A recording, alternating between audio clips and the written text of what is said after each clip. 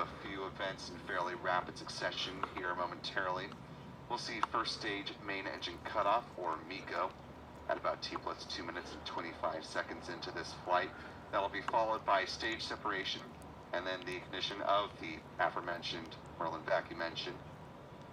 Payload fairings will jettison right about the 3-minute mark. About 10 seconds to MECO. Stage 1 entry burn startup.